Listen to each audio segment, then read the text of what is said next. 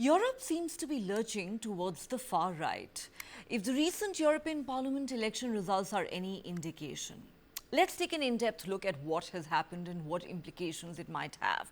Results of the 6th to 9th June European Parliament elections, in which about 51% of the 370 million plus electors in 27 European Union countries voted, show gains for right-wing and far-right parties at the cost of mainly left and liberal parties. The centre-right group, European People's Party or EPP, is projected to win the most seats, 186 in the 720-member House. That's 10 more seats compared to 2019. Then too, the EPP was the largest group. The Eurosceptic European Conservatives and Reformists group, which is dominated by Italian Prime Minister Giorgia Meloni's Brothers of Italy party, is projected to win 73 seats, a gain of 4. The right-wing Identity and Democracy group, which includes the French opposition leader Marine Le Pen's far-right National Rally, is projected to win 58 seats, a gain of 9 seats. The party garnered 31% of the votes compared to the French president's centrist Liberal Party's 15%. This election has dealt a crushing defeat to French President Emmanuel Macron's party in the European parliamentary vote, triggering him to dissolve the French parliament and call for a snap election in a shock move. Macron said he could not ignore the outcome of the European election, in which his pro-Europe Renaissance party performed quite poorly. This despite the fact that he still has another 3 years left of his second term in office. Though Macron has dismissed what he said were absurd rumors about his possible resignation if the far-right National Rally of Marine Le Pen wins in the legislative election, which is now scheduled to be held in 2 rounds on the 30th of June and 7th of July. In a bid to rally support of moderates before the snap election, Macron has urged politicians and voters from the left and the right to regroup and defeat the far right. He said he wants men and women of goodwill who were able to say no to extremes to join together to be able to build a joint project. He added, "I don't want to give the key to power to the far right in 2027. But Macron refused to comment on how he would govern in case of a majority for the far-right National Rally in Parliament and the far-right party's rising star leader Jordan Bardella becoming Prime Minister. National Rally leader Le Pen has been attempting to consolidate the right to further strengthen her post-European election position. Now, like Macron, German Chancellor Olaf Scholz too has endured a painful election where his Social Democrats scored their worst result ever, suffering at the hands of the mainstream Conservatives and hard right Alternative for Germany or AfD. In Poland, Prime Minister Donald Tusk's centrist Civic Coalition, a member of the EPP, is set to win the European vote. In Spain as well, the centre-right People's Party, also part of the EPP, came out on top. The results are good news for EPP member and President of the European Commission, Ursula von der Leyen, who seeks a second 5-year term at the helm of the powerful EU executive arm. In Austria, the count of votes cast plus a projection for postal ballots confirmed that the far-right Freedom Party won, but by a smaller margin than had been forecast. Now remember, members of the European Parliament, or MEPs, are directly elected by citizens of the 27 EU member states.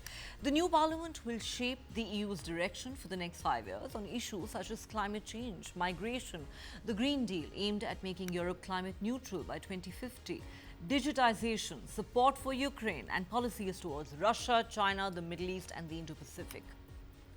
Voters in the European Parliament elections choose from their national political parties. The winning candidates then become part of Europe-wide political groups in the European Parliament. Almost all major parties in the 27 EU countries are affiliated with one or another of these European groups based on commonalities and ideology.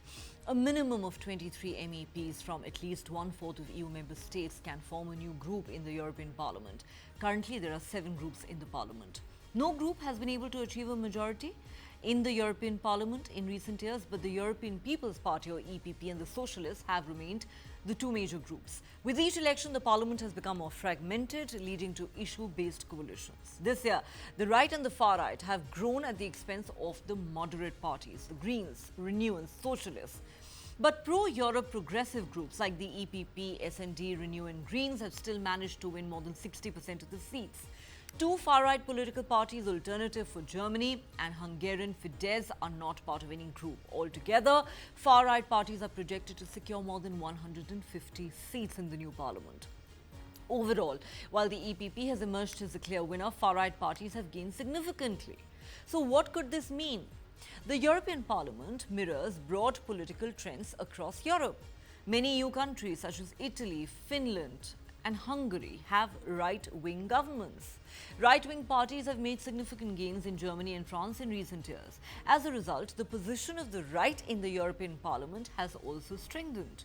These parties are gaining traction from issues such as increased immigration into Europe, national identity and skepticism towards many EU policies. Their persistent anti-immigrant, anti-EU and anti-Islam rhetoric has resonated with many voters. This shift has pressured many centre-right parties to adopt harder positions on immigration. There will be increased support for tighter border controls and stricter immigration and asylum rules now in the new parliament. The high costs of green transition goals may also face scrutiny.